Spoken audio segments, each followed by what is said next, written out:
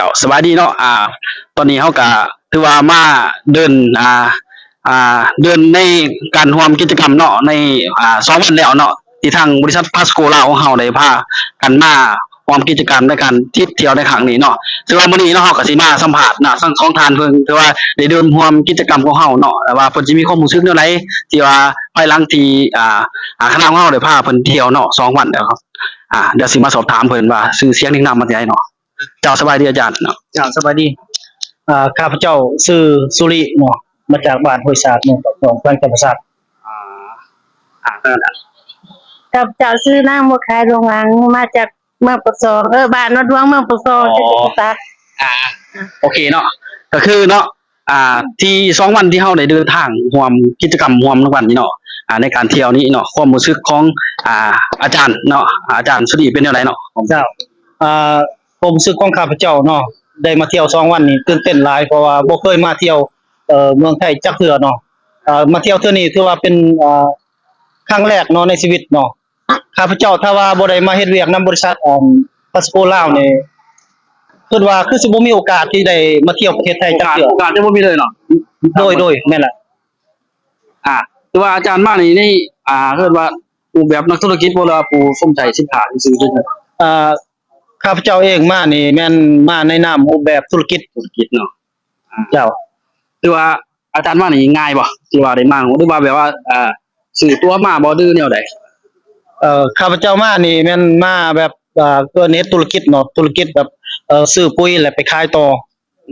ในจำนวน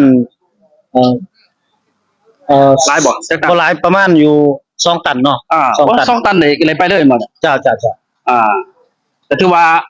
บ่ได้ยากเนาะบ่ได้ยากเพราะว่าบริษัทเพิ่นจะพาเที่ยวเนาะหลายๆจังหวัดเที่ยวฟรีเนาะมีแต่ซื้อสินค้าแล้วก็ได้ไปเที่ยวซื้อสินค้าก็บ่แม่นว่าสิซื้อไปใส่ส่วนเจ้าของหรือซื้อไปขายเนาะถ้าผู้ใดสนใจแหละมาเฮ็ดเวียกนำบริษัท Pasco ลาวนี่ทางประธานเพิ่นหรือว่าบริษัทเพิ่นจะพาไปเที่ยวตลอดเนาะในปี2016ปีหน้านี่แม่นจะได้ไปเที่ยวไปเรื่อยๆเนาะคือว่า2วันนี้เนาะที่ทางเฮาได้ซื้อปุ๋ยไปแล้ว2ตันเนาะความรู้สึกเวลาว่ามันแพงเกินไปบ่ดื้อแนวใดดูลักษณะใดแพงบ่ดูบ่แพงนี่แนวใดความรู้สึกนี่ถือว่าบ่แพงน่ะ2ตันบ่แพงคุ้มค่าอยู่เกินคุ้มบ่ได้ว่าคุ้มเกินคุ้มเพราะว่าเฮาซื้อปุ๋ยแล้วเฮาก็ได้สินค้าไปขายหรือว่าไปใส่ส่วนกาแฟเนาะแต่ว่าทางบริษัทเพิ่นจะพาไปเที่ยวข้าพเจ้าก็ตื่นเต้นที่สุดบ่เคยมาเที่ยวจักเทื่อที่ประเทศไทยครั้งที่เนาะครั้งแรกในชีวิตเลยครั้งแรกเนาะคือว่าตื่นเต้นบ่ธรรมดาเลยสมอยเนาะคือว่าหลังจากนี้ไปเนาะความรู้สึกของท่านที่ได้รับรู้แล้วนี่ในต่อไปท่านจะเฮ็ดจังไดกับในสิ่งที่ท่านได้รับมาความรู้สึกตอนต่อไปเนาะข้าพเจ้าถ้าสิพยายามเฮ็ดธุรกิจกับบริษัทซื้อขายกับบริษัทตลอดไปเพราะว่าถ้าว่าเฮาเฮ็ดได้บริษัทจะพาไปเที่ยวเรื่อยๆเนาะบ่แม่นว่าเที่ยวแต่ประเทศไทยยังมีอีกหลายๆประเทศมีประเทศเวียดนามบ่หรือว่าประเทศจีนบ่หลายๆประเทศเนาะในอนาคตอาจารย์มานี่มองเห็นโอกาสจังได๋ที่จะเอาคนมาเที่ยวนำบ่หรือลักษณะใดข้าพเจ้ามาเที่ย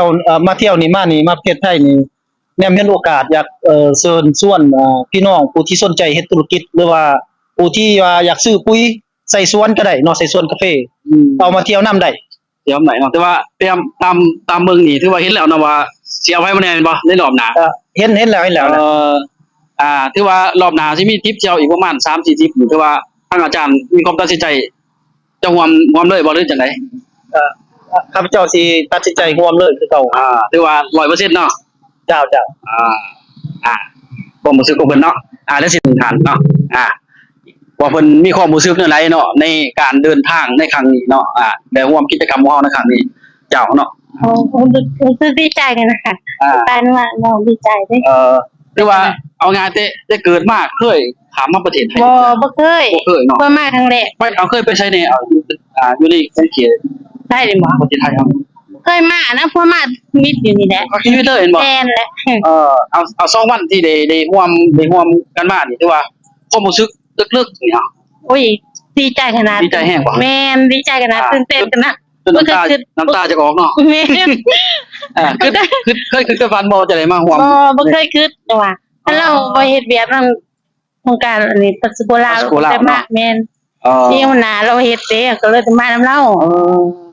ว่า รู้สึกดีใจขนาดตื่นตัน เฮ็ดในรูปแบบกิจกรรม โด ขอย งบริษัททำบ่หรือว่าเฮ็ดธุรกิจ เฮ็ดธุรกิจนั่นแหละ อ๋อธุรกิจเด้เนาะ มีเฮียนเด้แล้วขายปุ๋ยน้ำ ธุร เด้ กิจที่เกี่ยวกับหยัง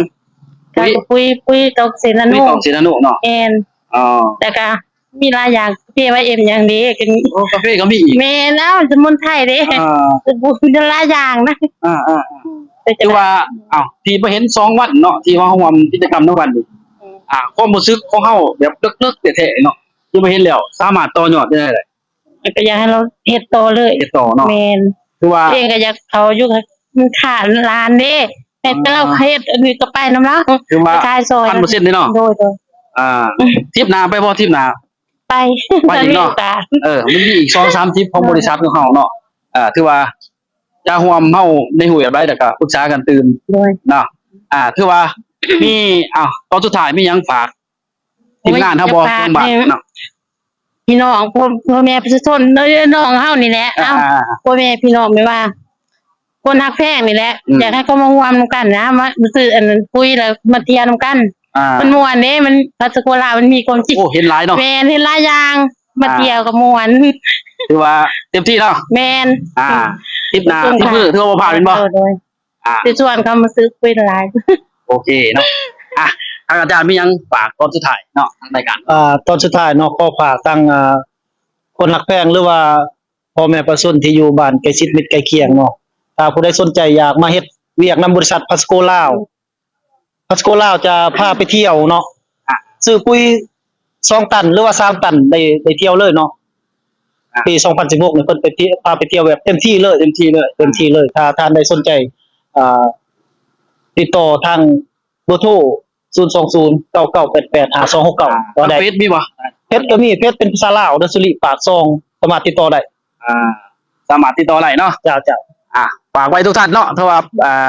คณะของเฮาเนาะในการเดินทางในครั้งต่อไปเฮาก็สิพากันสัมภาษณ์กันแบบนี้เนาะติดตามในช่องพาสโกลาวพาเที่ยวทุกท่านเนาะโอเค